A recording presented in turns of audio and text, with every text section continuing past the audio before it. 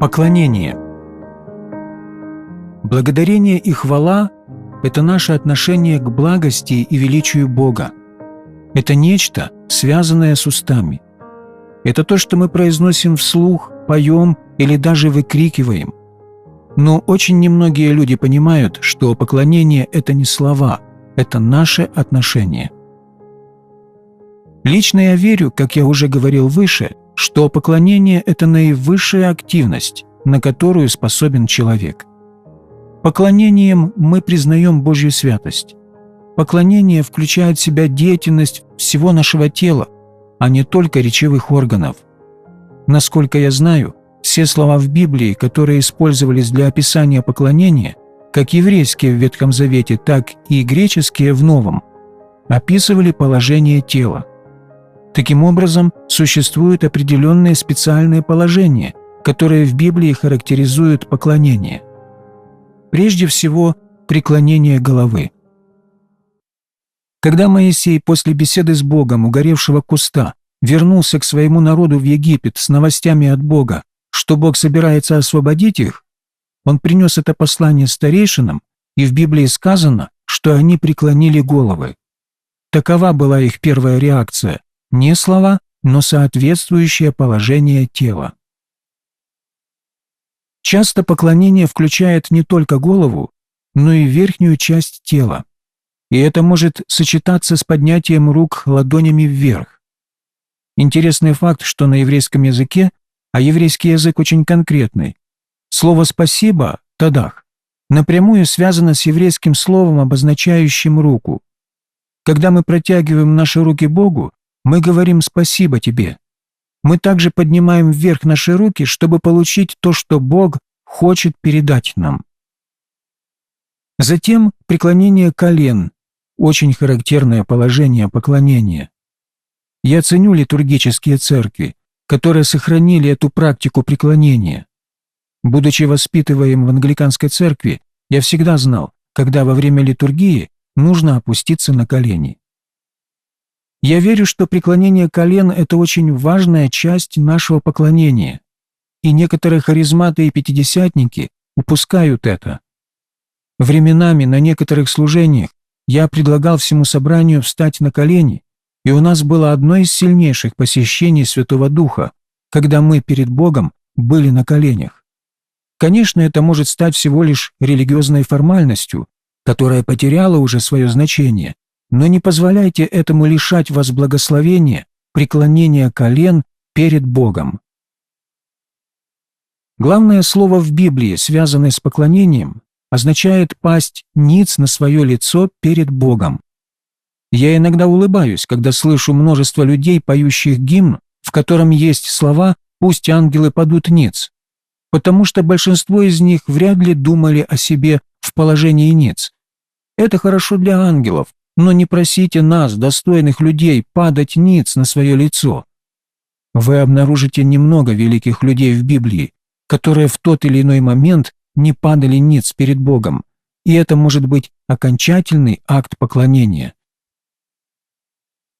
Когда Руф и я собирались в какую-нибудь поездку проповедовать, мы сначала старательно готовились.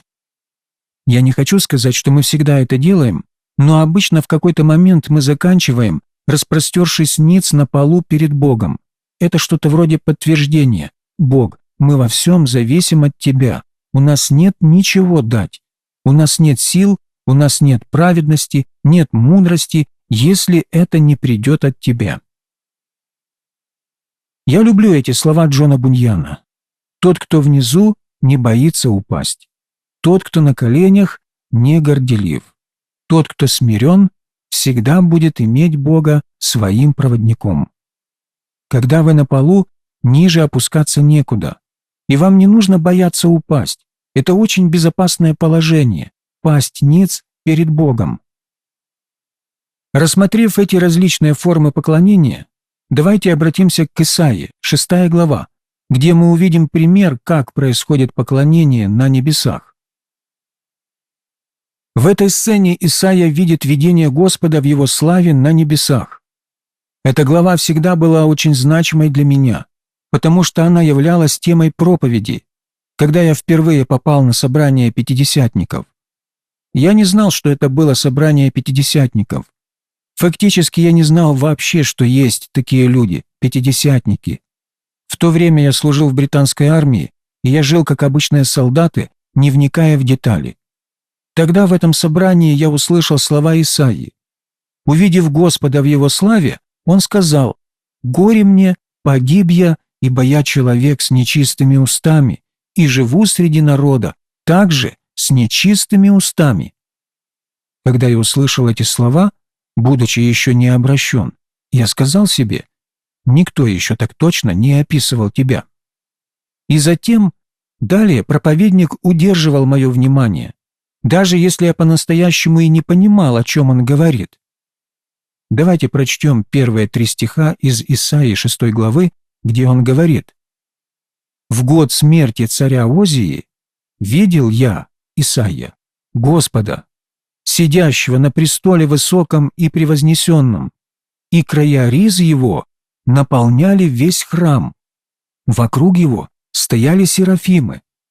Слово «серафим» прямо связано с еврейским словом, обозначающим огонь. Серафимы – это огненное создание, кем бы они еще кроме этого не были. И затем они описаны так. «У каждого из них по 6 крыл, 2 закрывал каждое лицо свое, и 2 закрывал ноги свои, и 2 летал. И взывали они друг к другу, и говорили: «Свят, свят, свят Господь Саваоф, вся земля полна славы Его». Я всегда верил, что эти 3 слова «свят» относятся к 3 личностям Божественной Троицы: Свят Отец, Свят Сын, Свят Дух. Если вы на мгновение представите эту сцену, она даст вам чудесное представление о взаимосвязи между поклонением и хвалой. Хвала – это высказывание, и серафимы славили Бога и провозглашали Его святость. Но не это было первое, что увидел Исаия. Первым он увидел поклонение. Эти серафимы имели по 6 крыльев. Первыми 2 они закрывали лица, 2 другими – ноги. Это поклонение, лицо и ноги покрыты в почитании перед Богом. И 2 оставшимися крыльями каждый из серафимов летал. Если вы будете считать покрытие лица и ног как поклонение, полет как служение, то вы обнаружите следующую пропорцию: 4 крыла для поклонения и 2 для служения. Я считаю, что это правильное соотношение. Я верю, что в нашем служении Господу мы должны отдавать времени для поклонения в 2 раза больше, чем мы отдаем служению. Более того, я верю, что служение должно исходить из поклонения. Нам никогда не следует активно включаться в служение Богу, пока мы сначала не обратимся к Богу в поклонении. Наше служение могло бы быть гораздо более эффективным, если бы оно всегда исходило из поклонения. Эта последовательность, сначала поклонение, потом служение, подтверждена словами Иисуса в Евангелии от Матфея в 4 главе в 10 стихе, когда сатана искушал его пасть перед ним и поклониться ему. И Иисус ответил, цитируя из книги Второзакония 6:13: «Отойди от меня, сатана, ибо написано: Господу Богу твоему поклоняйся, и Ему одному служи». Заметьте снова эту последовательность. Сначала поклонение, потом служение. Но с другой стороны, за поклонением всегда должно следовать служение. Было время, когда в большинстве церквей поклонению отдавалось мало внимания. Воскресная утренняя служба называлась службой поклонения, но на самом деле, несмотря на то, что там было прославление и провозглашение, там не было прямого поклонения. Теперь, 2 последних десятилетия или около этого, поклонение стало возвращаться в церковь. Некоторые общины даже стали, так сказать, делать ударение на поклонении, гордясь тем, как здорово это у них выглядит. Но если люди просто принимают поклонение как некую духовную индульгенцию, не сопровождая его служением, тогда это лицемерие. Люди, которые просто сходили утром в воскресенье на чудесную службу поклонения, а затем идут домой и всю неделю живут для себя, не слышали слов Иисуса. Господу Богу твоему поклоняйся, Ему одному служи. Служение никогда не должно быть отделено от поклонения, а поклонение от служения. Теперь давайте посмотрим, как в нашем обращении к Богу благодарение переходит в хвалу, а хвала – в поклонение. Есть замечательное место в 94-м псалме, которое красиво описывает развитие поклонения. Первые два стиха изображают громкое, ликующее восхваление, гораздо громче, чем позволено в некоторых церквях. Там говорится: «Придите, воспоем Господу, воскликнем твердыне спасения нашего». Воскликнем — это не значит громко петь, это значит кричать. Предстанем лицу Его со славословием, в песнях воскликнем Ему. Отметьте снова два этапа в подходе к Богу – благодарение и хвала. Нет другого пути доступа к Богу. Библия очень логична. Она не просто просит нас благодарить и славить Бога, но и говорит почему.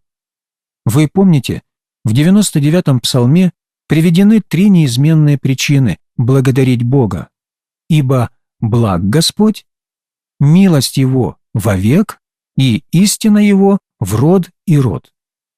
Теперь в псалме 94 с 3 по 5 стих нам даны причины славить Бога. Во-первых, «Ибо Господь есть Бог великий и Царь великий над всеми богами». Здесь слово «великий» употреблено дважды.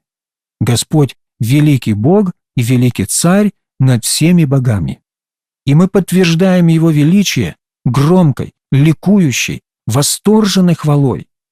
И затем мы видим Его как могущественного Творца. В Его руке глубины земли и вершины гор Его же.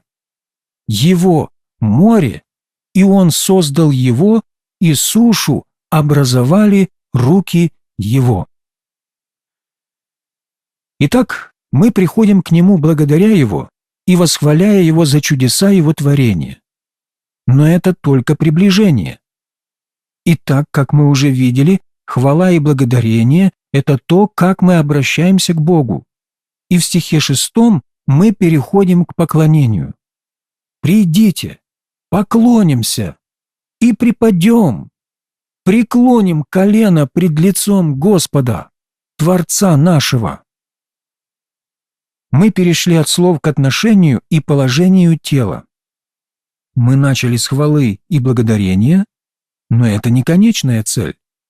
Когда христиане останавливаются только на благодарении и хвале, они упускают цель – поклонение, не произношение устами, но отношение глубокого почтения, выражающееся в положении тела. Почему мы поклоняемся? Стих 7: «Ибо Он есть Бог наш». Поклонение принадлежит только Богу. Когда мы поклоняемся Ему, мы подтверждаем, что Он наш Бог, и мы – народ паства Его и овцы руки Его. Итак, это свойственно нам, народу Божьему, поклоняться Ему. Поклонение подтверждает отношения между нами, как Божьим народом, и Богом, нашим Творцом и Спасителем. Но стих 7 не заканчивается на этом месте. Первая часть следующего предложения включена в конце и открывает чудесный секрет. «О, если бы вы ныне послушали гласа Его, не ожесточите сердца вашего». Почему эта отдельная маленькая часть включена в стих о поклонении? Потому что, когда мы поклоняемся, мы по-настоящему слышим голос Божий. И когда мы поклоняемся, мы кончаем говорить. Мы уже прокричали и прославили, и теперь мы ожидаем в тишине, в положении, выражающем почтение перед Богом. Кто-то говорил, что харизматы очень боятся тишины. Возможно, это правда. Но приходит и время молчания. Кто знает, как долго это молчание может продолжаться? Готовы ли мы отдать Богу 10 минут? Многие церкви могут подумать, что это совершенный непорядок. 10 минут молчания. Только Бог определяет, сколько нам следует находиться в молчании перед Ним. Но в этом положении мы открыты для слышания голоса Божьего. Руфь и я почти каждый день выделяем время для прославления и поклонения Богу. Руфь ведет прославление, потому что у меня уже нет голоса.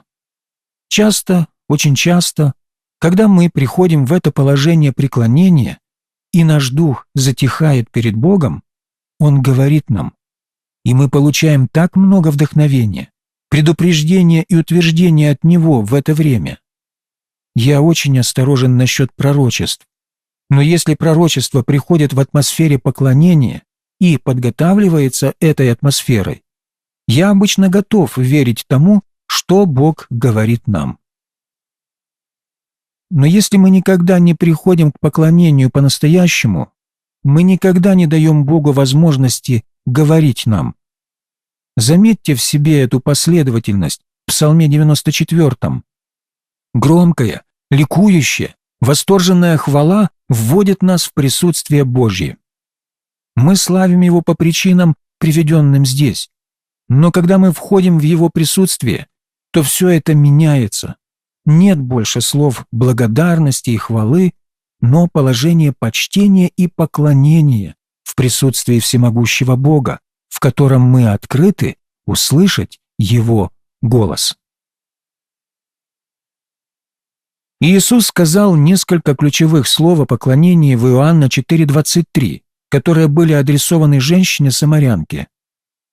Но настанет время, и настало уже, когда истинные поклонники будут поклоняться Отцу в духе и истине, ибо таких поклонников Отец ищет себе. Не правда ли? Замечательное высказывание. Всемогущий Бог ищет тех, кто будет поклоняться Ему. Но мы должны поклоняться Ему так, как это нам предписано. Стих 14. Бог есть Дух, и поклоняющиеся Ему должны поклоняться в Духе и истине. Согласно Библии, человек состоит из 3 частей – духа, души и тела. Я думаю, что наша душа очень активна в хвале и благодарении. Но когда дело касается поклонения, то в нашем духе мы обретаем прямое общение с Божьим Духом. И это нечто такое, на что наша душа не способна. Именно Дух Святой дает нам возможность соединиться с Богом. Те из нас, кто имел опыт исполнения Духом Святым, знают, что это меняет весь образ нашего поклонения. Мы входим в совершенно новое измерение. Наполнение Святым Духом не делает нас совершенными или высшими по отношению к другим людям, но это высвобождает что-то в нас. Что-то делает нас способными оценить то, чем должно быть поклонение. Мы также должны поклоняться Богу в истине. Истина, я верю, требует искренности. Очень важно, чтобы мы были искренними в нашем поклонении. Чтобы проиллюстрировать это, я хочу взять маленький пример из книги Левит, книги Ветхого Завета, описывающей священнические обряды и жертвоприношения. Господь дает указания, что может быть принесено в жертву и что не может. В Левите, во 2 главе, в 1-2 стихе, Он требует, чтобы определенная ароматическая смола, называемая ливан, всегда участвовала в каждом жертвоприношении. Если какая душа хочет принести Господу жертву приношения хлебного, пусть принесет пшеничной муки и вольет на нее елея, и положит на нее ливана, и принесет ее к сынам Аароновым, священникам, и возьмет полную горсть муки с елеем и со всем ливаном, и сожжет сие священник в память на жертвеннике. Благоухань – это жертва, благоухание, приятное Господу. Приношение включало в себя различные элементы, включая муку и елей. Последний является прообразом Святого Духа. Только часть их сжигалась. Все остальное шло священнику. И наши пожертвования, отдаваемые Богу сегодня, также служат и Божьим служителям, сегодняшним священникам. Но весь ливан сжигался, потому что ливан в Ветхом Завете – это прообраз поклонения, и эта часть наших жертв принадлежит только Богу и больше никому. Как важно помнить, что мы не приносим поклонение никому, но только Господу.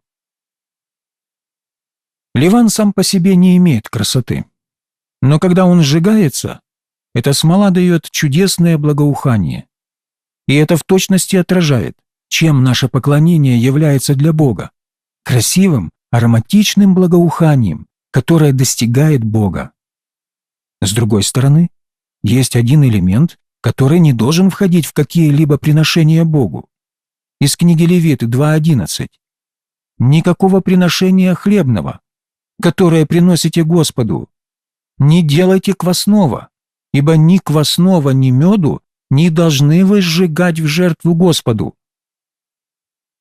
Мед в своем естественном состоянии вкусный и сладкий, но когда он сгорел, он становится черной, липкой массой. Поэтому, говорит Господь, не приноси мне никакого поклонения, которое не выносит огня.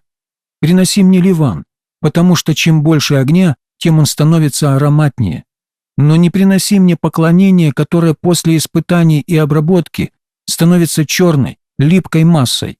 Подумайте об этом. Спросите себя, намазываю ли я свои молитвы медом, или я приношу ливан? Говорю ли я Богу то, что не собираюсь пережить, или я молюсь Ему в духе и истине? Заключительная, очень яркая картина поклонения содержится в 1 Коринфянам 6 главе 16-17 стих. Это очень откровенный отрывок, так как Библия очень откровенная книга.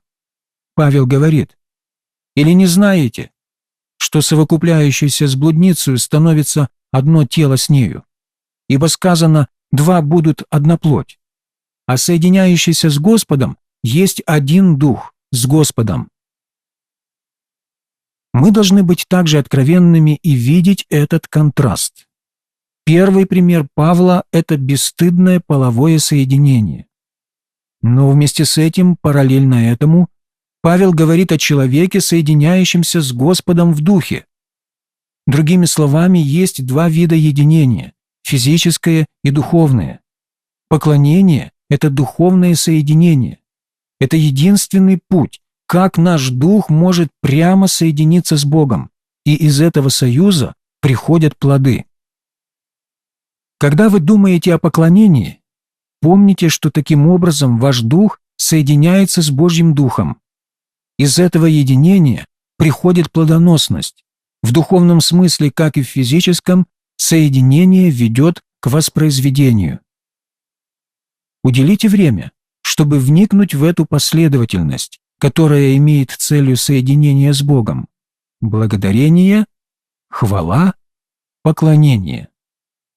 Будьте свободными в вашем благодарении и в вашем славословии, но всегда помните, что высшая точка – поклонение.